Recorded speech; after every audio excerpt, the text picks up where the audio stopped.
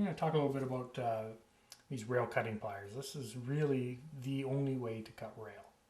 These things work great, and I'll show you why. The way they're designed is one of the cutting surfaces actually cuts down in front of the other cutting surface, almost like your teeth work. Instead of cutting directly onto each other, they cut like this. And by doing that, when you cut a piece of rail, it actually cuts the rail nice and smooth. I'm just going to nip off a piece. This is a fairly big chunk of rail. This is code 125. When I cut that off, the end of the rail is nice and smooth. So you can get a shot of that. There we go. Let's do another cut here, show you it again. Nice and close. You can see how it bends it away, nips it off. There.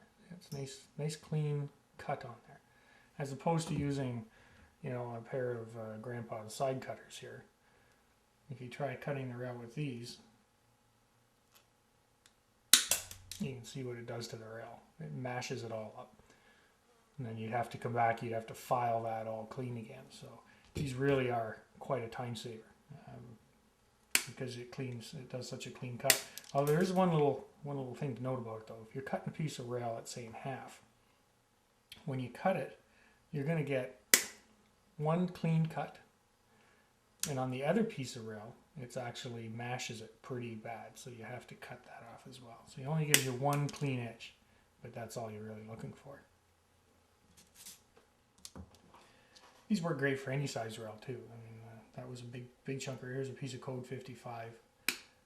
Very same results. Nice, clean, sharp edge, ready to work with. There's a few things, a few notes of caution when using these tools. These aren't hardened. It's made out of a soft metal. So you want to be very careful with them on what you cut. You know, one thing you don't want to do is grab a piece of piano wire and try cutting it off with these, because you're going to end up with that. That cut the rail, or it cut the piano wire, but look what it did to our nice pliers here.